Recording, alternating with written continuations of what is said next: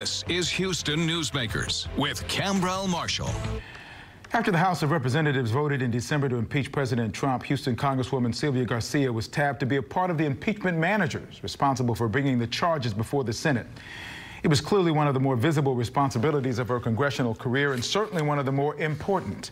I'm delighted to have Congresswoman Garcia here this morning to talk about that time in the spotlight and about what's next. Good morning. It's always great to see you. How are you? I'm good. It's been too long. And it's great to be home. I know we were going to have this conversation before, and then you were tabbed to do the impeachment thing, and so we had to... Duty calls. Duty calls. So let me ask you this.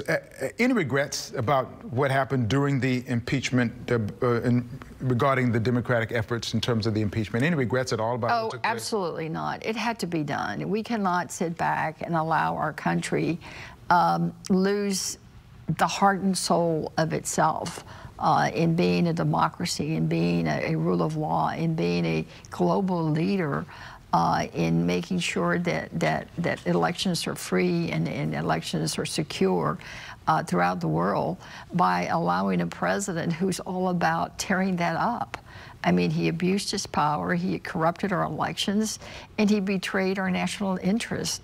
And that's exactly what the framers thought about when they were putting the Constitution together. Their worst fear was someone like Donald Trump. That's why the impeachment clause was put in there, so that if we had a president who has done the things that this president has done, that we would have a way to remove him from office. So with the deepened silos that we're all in politically in this country, there was no help from Republicans with your effort going forward. That made a lot more... Remember, Senator Romney voted to convict. No, but I mean, on the first article. I mean, in the House side, there were... Oh, on the House side, for the original... For the impeachment itself. Right. So, but that made it so there wasn't a bipartisan effort, which hurt, did it not? It would have been helpful if you'd had some help from the other side in your part. It would have been helpful, but don't forget, we had the people behind us. I mean, this is one of the first times in history where we've had an overwhelming majority of Americans, poll after poll, we're already at 55%, no matter which poll you looked at, in terms of supporting impeachment. Poll after poll, about 60%, 65% said they were with us in pressing for witnesses, pressing for more documents, pressing for our subpoenas to be complied with so that we could have a full and fair hearing. To me, that's the real tragedy of this impeachment process, has been that the trial was not a trial. I mean, every American knows what a trial looks like. Do you think it was a wasted effort, since we knew that, I know you said you had to do it, but do you think it was kind of a wasted effort because we kind of knew ahead of time the Senate was probably going to acquit, and now that it happened, the only thing that's happened is that the president has been branded as an impeached president. That's done. That's but done. Nothing else he has to live that with forever. The stain is there forever. I think sometimes, quite frankly, people are confused. They think that because he was acquitted, that there was no impeachment. He was impeached. That stays there forever, much like President Clinton is an impeached president. Right. But it means that he was acquitted, but he was not exonerated. But it was worth it. It was worth it because number one, you have to stand up and defend the democracy. You know, we cannot allow this behavior, abuse of power, to continue to the degree that someday our children or grandchildren may live in a dictatorship or back to a monarchy that we fled from. So it had to be done, and I think the really good part about all this, I think, is that people begin to understand the full depth and breadth of his behavior and his abuse of power.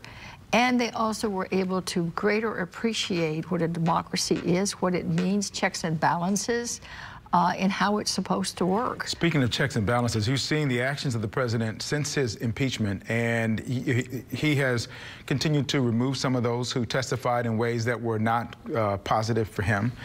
He's become more vocal about the case of his longtime friend Roger Stone, who was convicted of 7 felony counts of obstruction, witness tampering, and false statements, asking through Twitter and publicly that his sentence be reduced.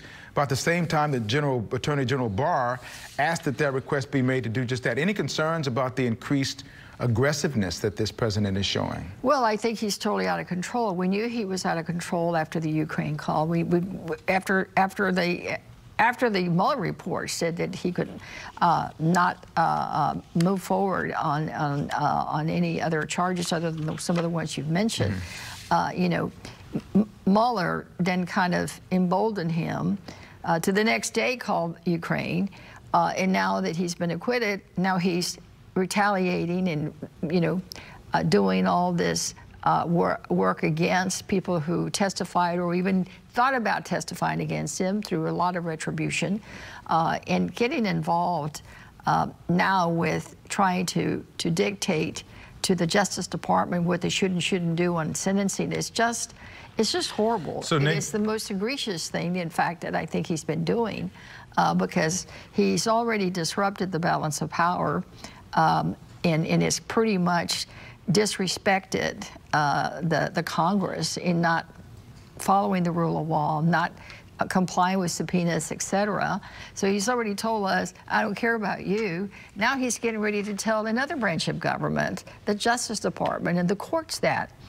Thankfully, the judge in that case with Stone did sentence Stone to 40 months. The recommendation was 9 years, so the judge kind of went down the middle. So let's see what he does next. He might just pardon him, because he did that recently with another, I forget, about almost a dozen folks. And if you look at the people that he pardoned, they're all people that behave badly as he does, and with corruption, embezzlement, and white-collar crimes. So he's not draining the swamp, he's creating a bigger swamp. So your recourse is to change the head of the executive branch in November. And I noticed that the Democrats now are still in the process of trying to figure out who's going to be. Right, we still have a number of candidates. But you've come out and you have endorsed Joe Biden. I have. Talk about why you've done that and what your hopes are for him. Well, the vice president has demonstrated to me that he's got the depth and breadth of experience and knowledge and capacity to lead, not only in our country, but in terms of being a global leader in foreign policy and national security, but also taking care of home and business at home. Joe just never has forgotten who he is. He's there about the working class. Like me, for me, it's always important that we take care of the middle class, the working class, to make sure that they've got a way to move up the ranks, a way to reach the American dream. And that's what Joe Biden believes in. And I think he's ready. And again, having been through this impeachment process and seeing that everything that happened with that phone call to Ukraine was really about making sure that he could get dirt on Joe Biden, because he fears Joe Biden, because he knows Joe Biden on a one-on-one can beat him. So I really think that Joe Biden can beat him, and I think that Joe Biden will be the next president of the United States. We have a minute before we do a Newsmakers Extra, but do you think the Democrats have been hurt by anything that's happened up to this point as you go into the November elections? No, I think it's really energized our base. It's amazing to me, as I travel around my district and around Houston, the number of people that have come up to me that have never either been involved but are involved now. I've had several people tell me that they've voted Republican all these years, but this time they've had enough. They're embarrassed by the president that they're going to go ahead and vote Democrat. And quite frankly, for many of us Democrats, it's any Democrat that's running now is better than the current president. We're going to take this up on our Newsmakers Extra. Go to click2houston.com and we'll continue our conversation there. Thank you, Congresswoman. We appreciate you coming in. Always great to be with you. Always great to have you here.